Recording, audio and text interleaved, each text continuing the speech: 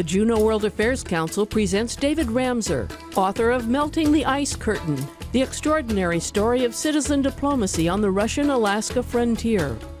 Ramseur is a former Alaska journalist and high-level staffer to Governors Steve Cooper and Tony Knowles, and Anchorage Mayor and U.S. Senator Mark Begich. He helped organize a 1988 flight between Nome and Provideniya in the Russian Far East to reunite indigenous peoples split by the Cold War.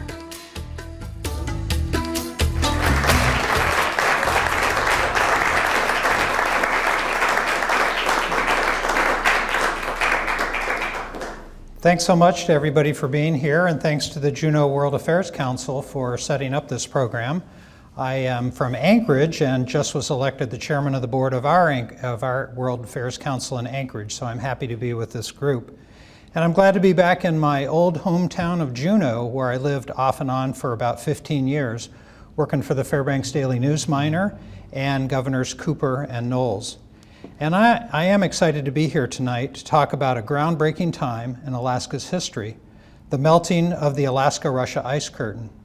For 40 years, this Cold War relic divided our countries and its citizens across the 55-mile Bering Strait. This era helped end the perilous Cold War and launched 3 decades of often chaotic but productive commercial, educational, scientific, and cultural ties across the international dateline.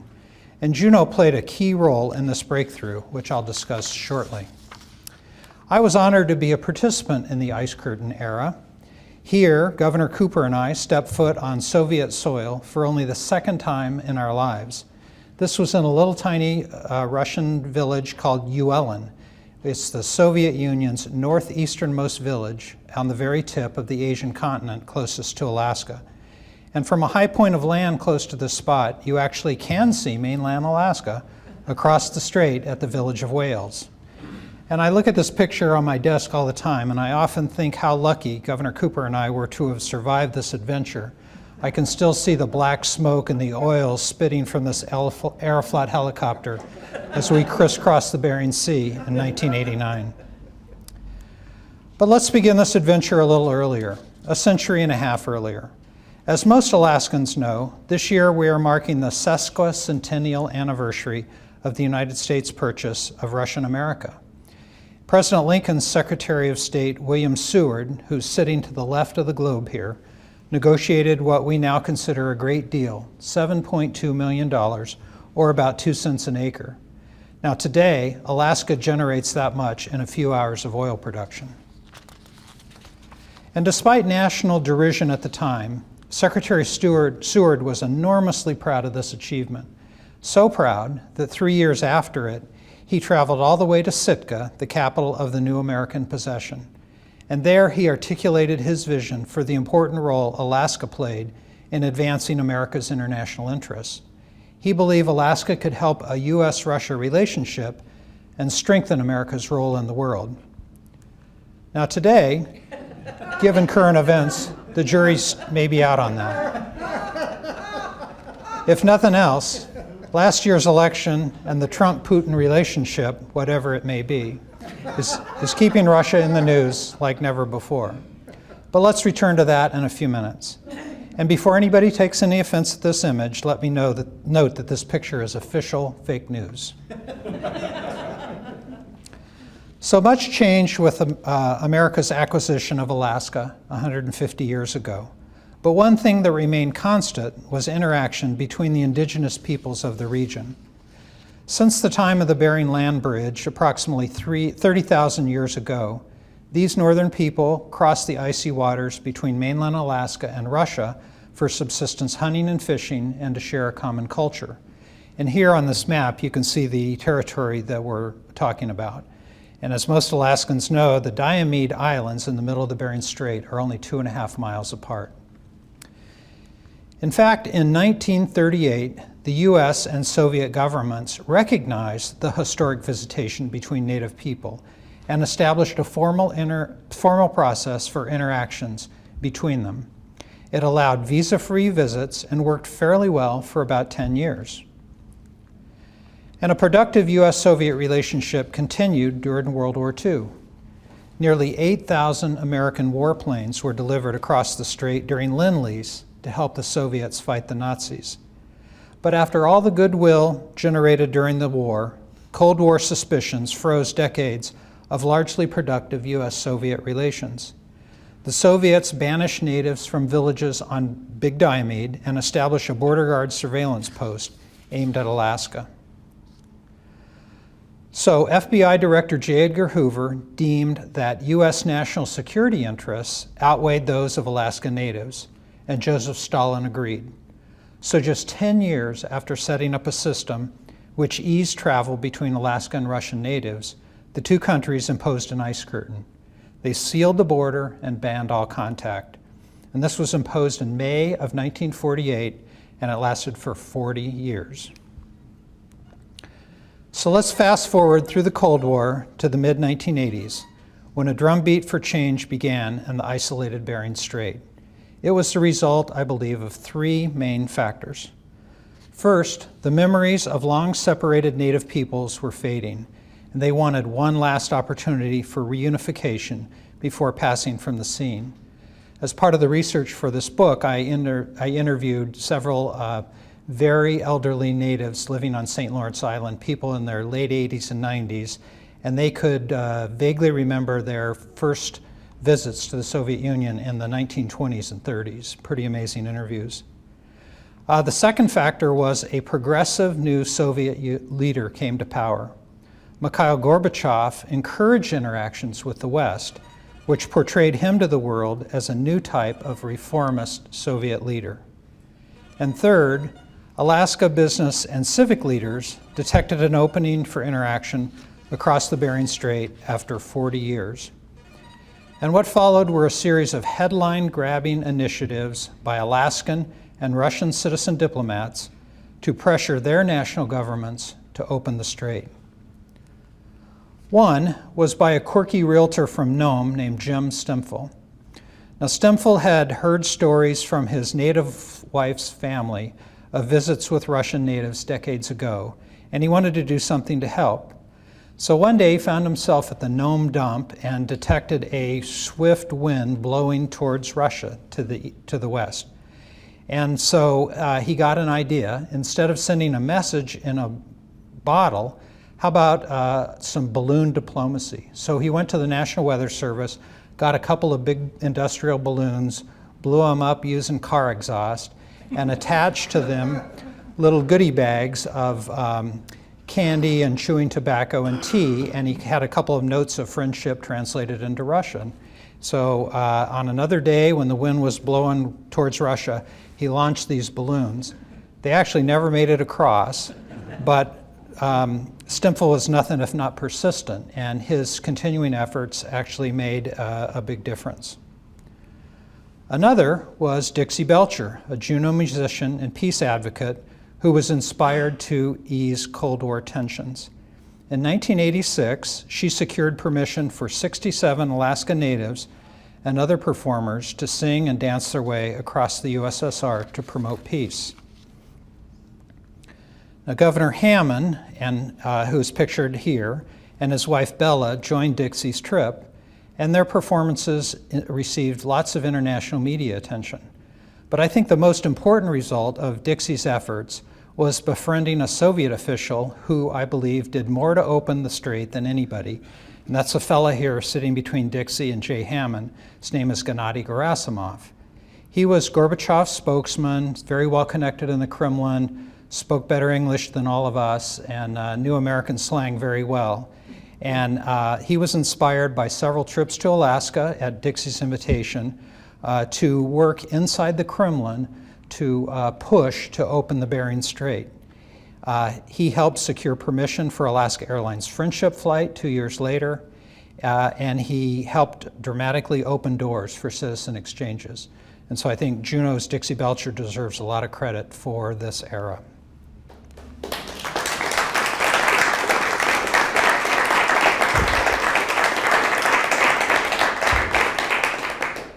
Another persistent Alaskan was Dr. Ted Mala, who was the son of a dashing Hollywood playboy, the native actor Ray Mala. And Ted's mother was a Russian princess and distant relative of Russia's last Tsar. And Ted's parents died at a very young age, and so he was raised by a Russian grandmother in Hollywood, and finally decided to get back in touch with his native roots after he finished medical school. So he came back to Alaska, and at a conference happened to stumble into a group of Russians who found out about his lineage connected to the last Tsar. And so they invited Ted to Russia, and he went dozens of times and used his connections with the Russians to try to help open the ice curtain, or melt the ice curtain. Another person who was inspired to bridge the Bering Strait was a California endurance swimmer named Lynne Cox, who became the first person to swim between the Diomedes in 1987 in nothing but a Speedo, goggles, and a swim cap in 38-degree water. And here she's about to land on Big Diomede. And I might note that this picture was taken by Claire Richardson from Juneau, who was a journalist at the time and is now Chief of Staff to Lieutenant Governor Malott. There's sort of a funny story. Lynne's been in the water for almost 2 hours, swimming from Little Diomede to Big Diomede. A flotilla of doctors are monitoring her internal body temperature, worried about it. And she almost gets to the beach. And the Russians had made a big deal out of this. And they had a table set up with a waiter in a white jacket serving tea out of a samovar. But they were a couple hundred yards down the beach. And so they yelled at Lynne, "Don't land here, come down to us." So the poor woman had to swim down the beach and finally land. And when I talked to her, one of her most distinct memories was, you can see that the beach is snow-covered and she could barely pull herself out of the water. And the thing she remembers most was the Soviet soldiers reaching down and grabbing her by the wrists and pulling her out and sitting her on the rocks. And she just remembers the warmth of their hands on her wrist. So Lynne's feat drew attention to Cold War tensions and won her audiences with the Pope, with President Reagan, and a state dinner salute from Gorbachev himself. So all these efforts and more to chip away at the ice curtain culminated in 1988 with the first initiative with serious business and political support, which was Alaska Airlines Friendship Flight. On June 13, 1988, the first ever U.S. jet departed Nome and set down on Provideniya's gravel runway, carrying 82 passengers. There were business and political leaders, 30 mostly native elders, reporters, and other hangers-on. And one of the natives on this flight was the young Siberian Yupik woman pictured here, named Darlene Pungawi Orr. Darlene has a very interesting story. She grew up on St. Lawrence Island at a now abandoned village within sight of the Soviet Union, and she's very suspicious of the Soviet Union as a child. They would recover Russian military equipment that washed up on the beach. She had nightmares of Soviet frogmen crawling up on the beach. And so she was pretty nervous about flying into Russia. But inspired by her interest in Russia so close, she taught herself Russian. And so she was the only person on this flight who could speak English, Siberian Yupik, and Russian. And here she's in downtown Provideniya with Michael Krause, who was a UA Fairbanks linguist and who was a very active participant in this era. And within minutes of landing in Provideniya, Darlene walked into the airport terminal in Provideniya and immediately met an elder who was of the same clan as her. And so it was just incredible after all this time. And Darlene now lives down in Sitka, where I'm going to see her tomorrow. And the other picture here is the Alaska Airlines Friendship Flight. This is a National Geographic photo of the reunion on the airstrip in Provideniya. So you can see the elation of the people. So I got a choice seat on the flight as Governor Cooper's press secretary. And like many Americans of my generation, I practiced hiding from Soviet A-bombs by diving under my elementary school desk. My dad was a career Marine, and I discovered as I was researching this book that one of his jobs was arming missiles with nuclear warheads for use against the Soviet Union if it ever came to that. So I was pretty nervous about flying into the Soviet Union for the first time as well. Keep in mind, this was just about the time Ronald Reagan called the Soviet Union the evil empire. And just 5 years earlier, a Korean airliner, Korean 007, was shot down in the same Far East neighborhood. So there was a lot of nervousness of those of us landing in the Soviet Union for the first time. A note on this photo, up in Anchorage, there's a guy named Mr. Whitekeys, who for years and years has done this crazy comedy show, and he always encouraged people to get pictures with spam in unusual places. And so this Rasputin-looking guy in the shades is Jeff Berliner, who was the UPI bureau chief at the time, and he brought the spam over. And I look at this frequently and notice that there's only two people smiling in this photo, me and Lenin from the side of the building in downtown Provideniya.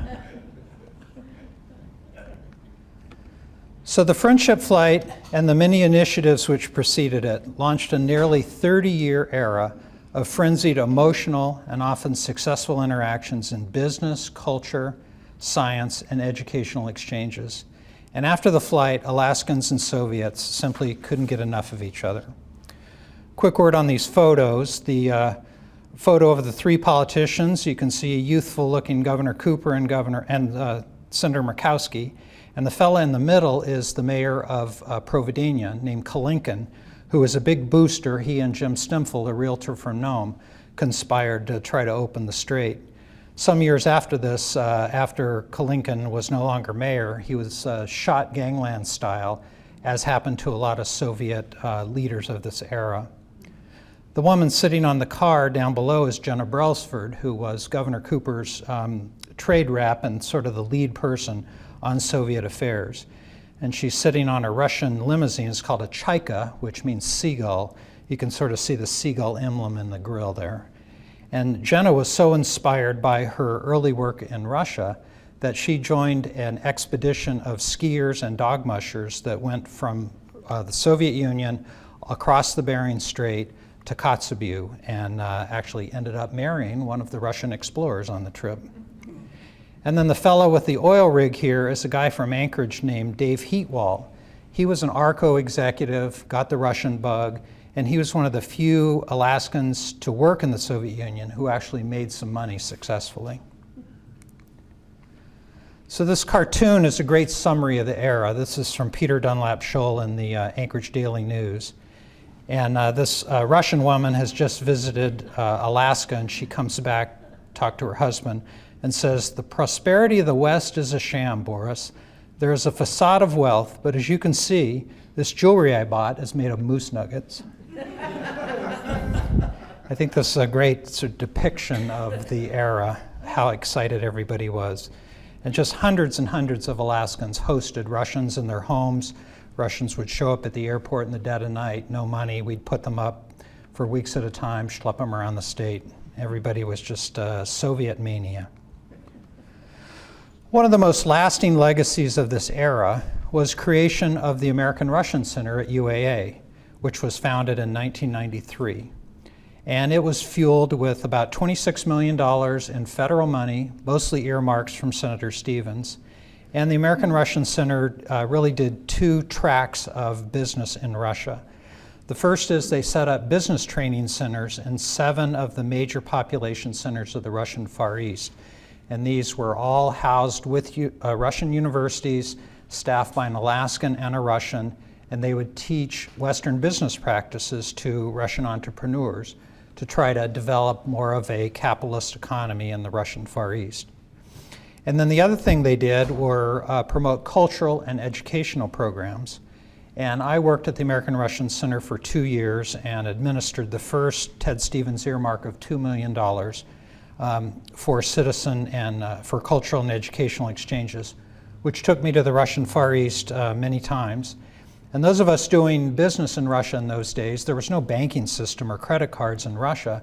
So if you wanted to go over there, you packed a bunch of money. So I remember carrying $10,000 in cash strapped to my body, which drove the university accountants crazy because they insisted on receipts for all that stuff.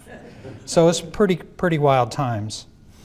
Over 15 years of operations by the American Russian Center, nearly 60,000 Russians were touched by UAA's business development and cultural programs.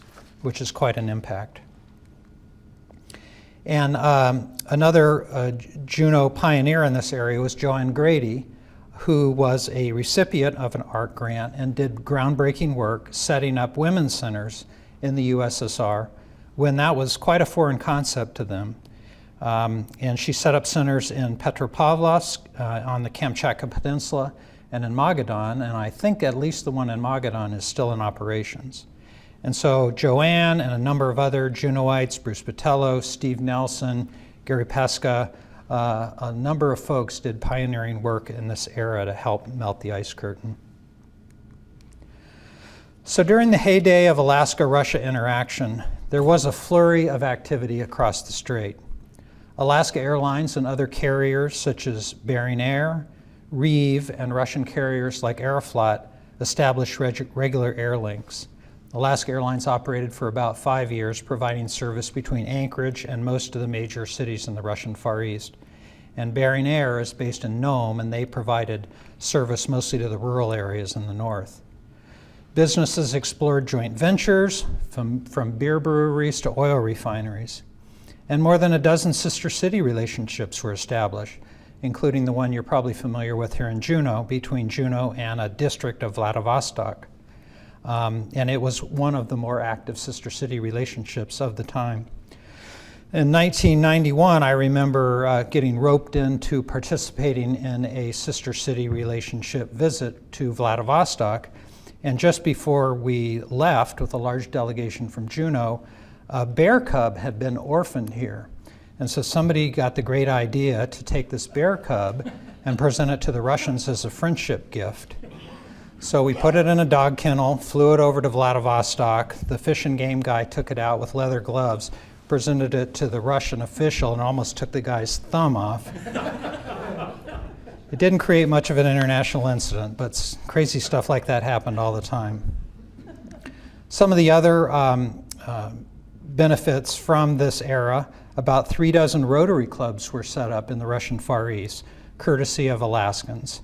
And I know a number of Rotary clubs around here were involved in that as well. And Rotaries introduced this sort of new concept to the Russians of community service. And they did a lot of good work in caring for elderly and youth folks. And scores of Alaskans and Russians got married across the strait, and some of those marriages continue to this day. So a couple words on some of these photos. The Alaska Airlines jet, this is the second time Alaska landed in the Russian Far East. This is in a nadir in March of 1989 for the start of the Bering Bridge expedition that Jenna Brailsford participated in, the ski and dog sled. I think the temperature's about 10 degrees, or 10 below here with about a 40-knot wind, so it's pretty brisk. It's Governor Governor Knowles and his counterpart, Sakhalin Governor Farkudinov in the top corner. And Alaska and Sakhalin were among the more active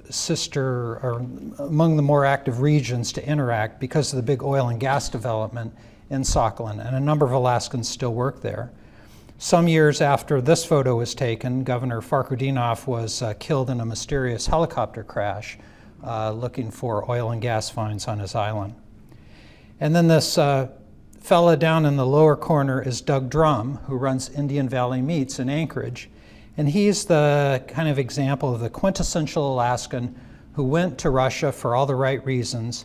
He was a meat processor, and he had seen the rampant waste of how Russians processed reindeer. What they would do in the beginning of the winter is they would kill up to 20,000 reindeer and hang them in these open-air barns for processing during the winter. Well, most of the time they never got to them, and so in the spring they just ended up plowing all these reindeer carcasses and the buildings in which they were hung into the tundra. And Drum was just outraged by that. So he put together a program where he invested a lot of money in reindeer processing equipment, showed the Russians how to process reindeer, and he got paid with reindeer horn because they didn't have any cash, took the horn to Korea and sold it as an aphrodisiac or a health elixir. So what happened was the Russians sort of wised up to this deal and cut Drum out and just dealt directly with the Koreans. And so Doug lost a couple $1 million in this operation, which is quite unfortunate because he was there for all the right reasons. So by the late 1990s, relations across the strait began to cool for what I believe were 5 key reasons. The Russian economy just got too chaotic for Alaskans and other Westerners to deal with. There was a sudden devaluation of the ruble essentially overnight in August of 1998. Dave Heatwell, the guy I pointed out that sold oil and gas drilling equipment, also represented Kargatstein. And they had a warehouse in Magadan where they were selling hot dogs and frozen strawberries and ice cream to the Russians. Pretty good business. But overnight, the value of this food dropped in half. And Kargatstein says, hey, we're not going to put up with this. We're out of here. Another reason that this era sort of came to an end was Alaska Airlines ended service. The Alaska Airlines guys I talked to who operated in Russia said every trip was like giving birth to Russia. They had to put an engineer on each plane in case there were problems on the Russian side. There's this sort of famous story about an Alaska Airlines jet lands in Magadan in the summer, and the plane iced up in the middle of the summer. And of course, the Russians had no de-icing fluid. And so here's this plane stranded. So the Alaska Airlines pilot gets this great idea, sends a couple guys up to the liquor store, and they return with a couple cases of vodka, pour it into an old abandoned fire extinguisher, sprayed it on the wings. Sure enough, melted off, the plane took off. There was another slightly more deadly incident in October of '98 in Sakhalin. An Alaska Airlines jet was taking off, and Sakhalin's runway was made out of bricks, which they tried to fill the holes between with hot tar. And as the plane was taken off, it sucked a bunch of hot tar into the engine, which exploded. They got the plane down, but it was a huge international incident. Alaska had to fly in a new engine at great expense, and a couple weeks later, they pulled the plug on Russia. Another reason was earmarks to the American-Russian Center started drying up. Russia was no longer sexy, so a lot of U.S. aid was going to Afghanistan instead of to Russia. And I think the thrill sort of was gone for Alaskans. I remember picking my Russian friends up in the dead of night and putting them up for weeks at a time and feeding them and entertaining them. And lots of Alaskans did that, and I think that people just got sort of tired of it. The thrill was gone. And then Putin came to power in 2000. And he stabilized the economy. He was initially welcomed by the West, but then he started cracking down on Westerners. Unlike Gorbachev and Yeltsin, who had extended authority to the regions to negotiate with the West, make business deals, do cultural exchanges, Putin pulled all this back to Moscow now and has cracked down on Westerners. I was in the Russian Far East last summer for a couple weeks, and we went up the Bering Sea coast, and for a minor paperwork violation, got arrested by the border guards, spent 16 hours in detention, paraded in front of a federal judge, fined 500 rubles each, which is $8. So it was kind of a hassle for 16 hours. But that's the sort of petty harassment that goes on now. 3 of Alaska's most gifted experts and best Russian speakers are now banned from Russia for various reasons like that. So despite these setbacks, I do believe Alaska's model of citizen diplomacy offers lessons for overall U.S.-Russia relations.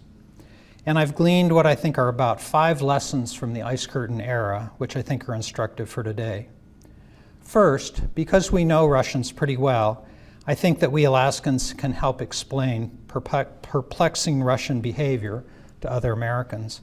Now, we all snicker when we see pictures like this of Putin in a cockpit or riding around on a horse shirtless, but the Russians love this stuff. They like him being exemplified as a strong leader, standing up to the West.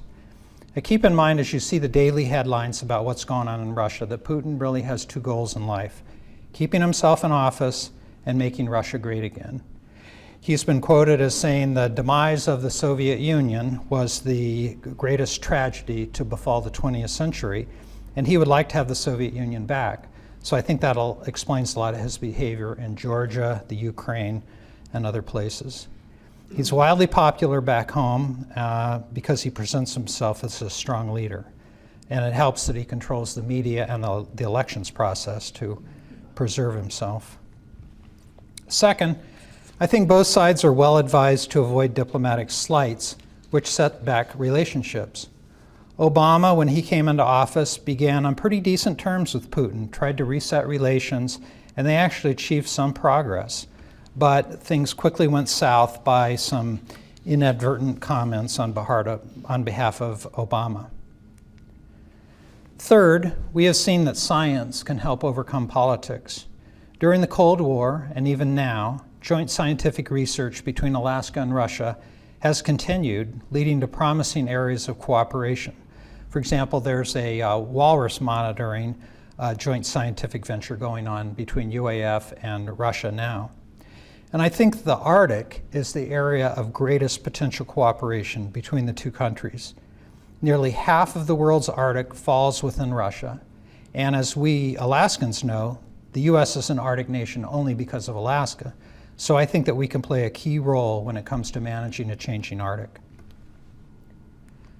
Fourth, I believe native links can help build bridges, and today, those links need stronger bonds. One of the greatest achievements from the Ice Curtain era was the bilateral approval of visa-free travel by natives of the region. And that does continue today, although it struggles from bureaucratic challenges and lack of funding. There's a woman in Anchorage named Tandy Wallach who does circumpolar adventures. She's sort of a adventure travel agent, and she has a small grant from the National Park Service next month to put together a reunion on Little Diomede of Alaska natives and Russian natives that they're going to bring over. So these are the sort of initiatives that I think we need more of. Fifth and finally, I believe there's a lot of merit in the personal relationships Alaskans and Russians established across the strait. We're both northern peoples, distant from our capitals. We face similar problems to which similar solutions can work. And organizations like the Northern Forum, the Institute of the North, and Winter City's mayors have demonstrated that they can solve common problems across international borders. I want to give Governor Walker a little kudo here for re-engaging Alaska in the Northern Forum, which had been dropped by his two predecessors.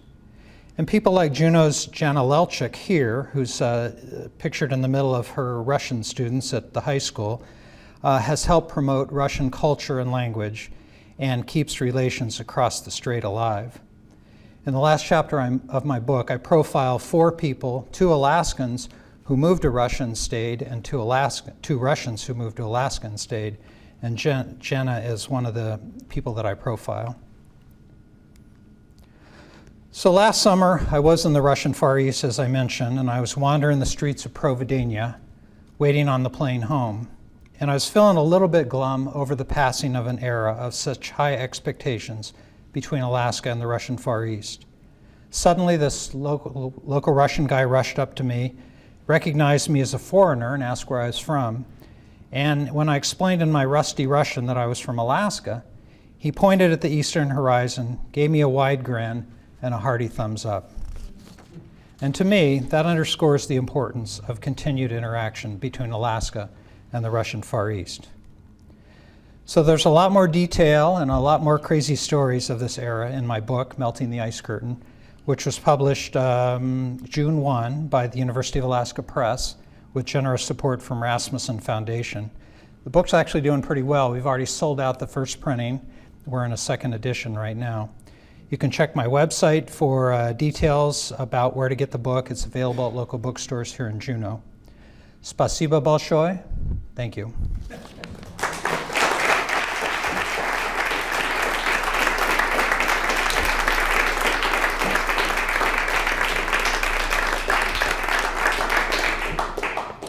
We have time for a few questions. I'll start. $10,000 seems like a lot. Are you able to elaborate on why that amount was necessary?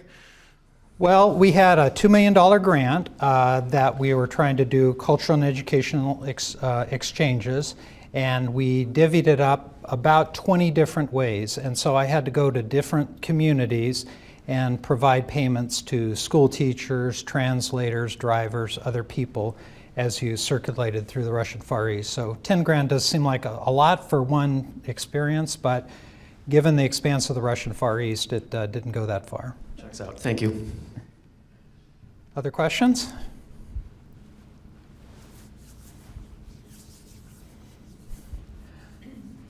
I'll have to tell more crazy stories about this era unless there are any questions. Mark? I'll jump in. Good to see you, David. So I think probably all of us would enjoy getting a sense from you of where you see Russia going in the next 5-10 years. I know that's a tough nut in any context, but for those of us that get our hit of Russia from fake news and other sources, I'd be very curious as to how Putin's era does end at some point. No one knows exactly how, since he's rigged the system in terms of how he stays in. But what's your sense if you look out and try to look at a crystal ball? Well, I think that Putin capitalizes on the inferiority complex that a lot of Russians feel. As I mentioned, most Russians bemoan the fact that the Soviet Union is no longer, because Russia, or the Soviet Union, was a superpower when they were in existence, pretty much on par with the United States. Now they're largely a regional power, which Obama has said a couple times to the great insult of the Russians. So I think Putin is going to do all he can to exercise Russian influence on the national stage. We see that in Syria, lots of other places around the world, in the Ukraine and the Crimea. I may be a little naive about Trump, and I think many Americans believe that he's in the pocket of the Russians. Well, to me, the thing that Trump could do to maybe show us that he can use that for some value is to put a lot of pressure on Putin for some great achievements. Let's have him lean on Putin to try to resolve the crisis in Syria, or have him withdraw from the Ukraine. And I think both of those are pretty naive and pretty far-fetched, but it would be a little bit like Nixon going to China, the big anti-communist.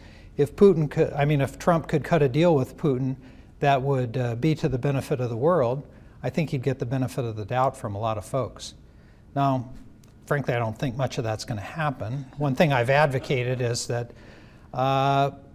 Trump ought to suggest a big summit in the former Russian America. Do something in Anchorage with Putin instead of meeting him in Germany.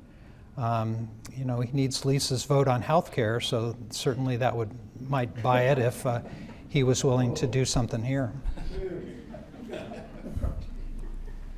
Other questions? Yes, sir. How serious do you take the marches against Putin and the rallies against Putin in Russia? I think they're pretty significant. The question was about the protest marches against Putin in Russia these days. He controls the media, but he doesn't control the social media, and I think that's the way most of those marches are organized.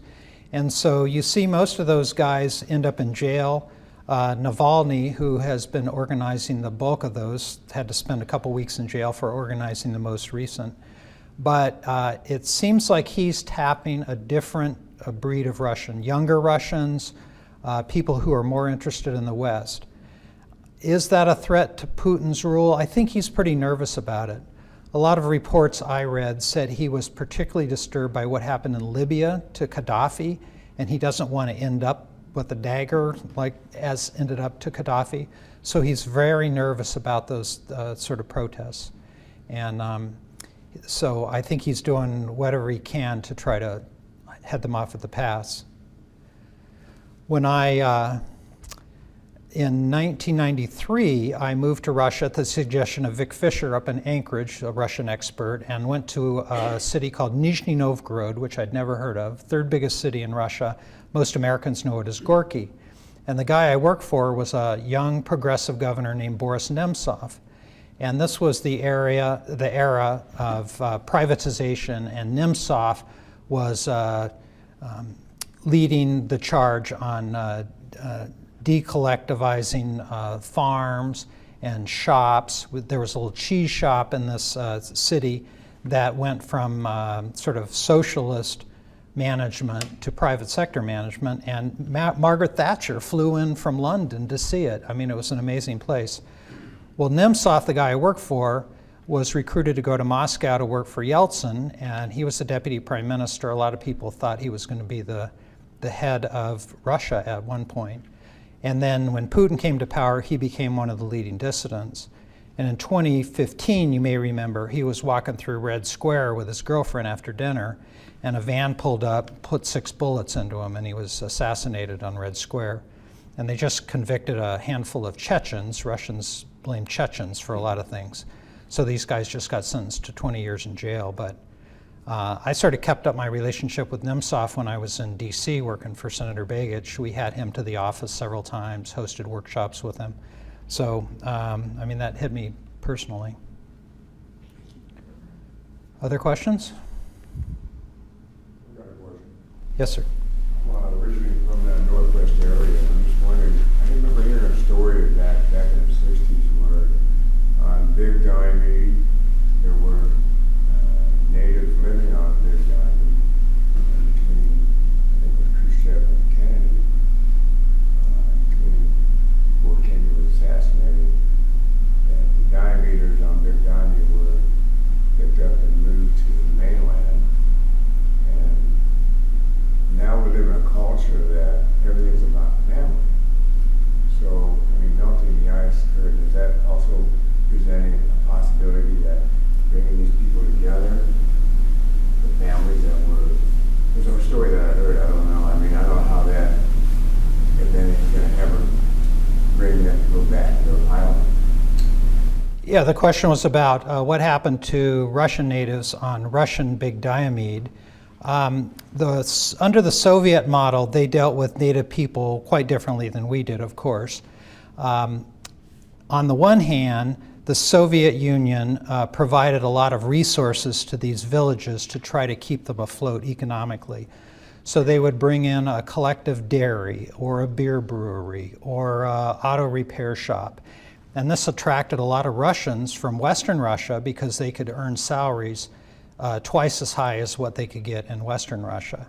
After the Soviet Union collapsed, all these enterprises went away because there were no more subsidies of that nature from Moscow. And so all these sort of white Russians, non-native Russians, all moved back to Western Russia. And what that has left is basically most of these communities are almost 100% indigenous natives, and they're all back to their subsistence roots, doing hunting and fishing, walrus hunting. When we were over there last summer, we went to a number of these villages, and they formed hunters collectives where they buy some boats and some boat engines, and they go out and hunt and fish to feed the villages. So there's very little cash economy anymore. What happened in Big Diomede during the Cold War is that there were a number of native villages on Big Diomede, and the Soviets decided we need this as a military listening post. And so they forcibly closed these villages, sent these folks to the mainland, and they may have been Siberian Yupiks, and they moved them into communities which was populated by other types of natives. And so you had cultural clashes, language clashes, and that continues today to some extent. We went to, let's see if I can find it. This site right here is the site of a village looking straight across. The little island you can see is Big Diomede, and just beyond it, you probably can't see in this photo, is Wales, the village of Wales on the mainland. But this was the site of a village, very thriving village called Malkhan, and it was just too hard to maintain by the Central Soviet government. So they just shut it down in the 30s. And they said, okay, we're shutting down this village, you guys go to these other communities. And the day we happened to land here, there were a couple of elderly native women who had been born in this village, and they were just coming back. And all it is a bunch of rocks, and you can see the sort of foundations of the old buildings from the 30s and 40s. It's a pretty eerie experience. Other questions? When I was in Vladivostok in '90, we were, I believe, the first group that went in from Southeast Alaska. I said Russian Ma'am, the recording's not going to get any voices that don't come up here. Do you think I could trouble you to come use the mic? Oh, Sorry, folks. We got to use this thing. Thank you. not really. Thank you. Just that when I was in Vladivostok in 1990, it was a fabulous experience. I said that the Russian hospitality was greater than Southern hospitality. I'm from Kentucky. I mean, we just could not believe all that they did for us. And I was in the education group, so we were in the schools and saw some unusual things, but some interesting things. And they had a big vodka banquet party after school was out, and laid out the tables in the hallways. And it was a trip from hell going back, because it was all these weather delays, including in Alaska. And my memory says we had 13 landings. And you mentioned the town, Andrar, or? Anadir? Yeah. Okay. We, when we landed there, I think it was on the way up, and all these Russian soldiers with their big guns were standing around the warplanes with those beautiful Russian coats. And we had to stay there quite a while until the weather got better. Maybe in Magadan. Maybe it must have been okay there. But my passport was in my coat pocket, which of course was careless. And the mayor from Sitka saw this passport next to him, and he said, "Oh, my passport." So when I went to get on, there was no passport, and those poor Russian officials had no idea about what to do. But it all worked out. We're glad you escaped and Yeah. are with us tonight. It's a great spot for a visit. I think almost every Alaskan who had any engagement with Russians were just forever touched by it and have a soft spot in their heart. The fellow sitting ahead in front of you, I'll pick on Gary Pesce, who worked for Governor Cooper and was a leading skeptic of Alaska engaging in Russia. Why would we want to do that? And Cooper made him lead a trade mission when he couldn't go. And Pesce was hooked on the place. He studied Russian, he hosted Russians, he went back several times, he gave a speech in Russian. So I think it had similar influence on a lot of people. Funny passport story you reminded me of. On the friendship flight when we landed in Provideniya, of course, Governor Cooper and his wife Michael were there, and they got off the plane as the head of the delegation. Well, Mrs. Cooper had forgotten her passport. And so she had an Alaska driver's license. So the Russians didn't think too kindly of that, but you know, the whole day was dedicated to friendship, and so they let her in and let her back out, but created a little buzz. Other questions? Why don't we call it there? Thank you very much for being Okay, here. thank you.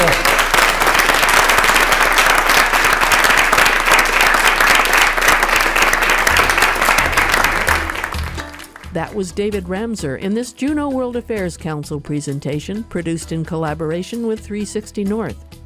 It was recorded July 18, 2017 at 360 in Juneau, with support from Alaska Airlines, Alaska Electric Light and Power Company, Alaska Power and Telephone, Core Alaska Incorporated, GCI, Hecla Greens Creek Mining Company, Haight and Associates, the Prospector Hotel, Sea Alaska, and Wastman and Associates Incorporated.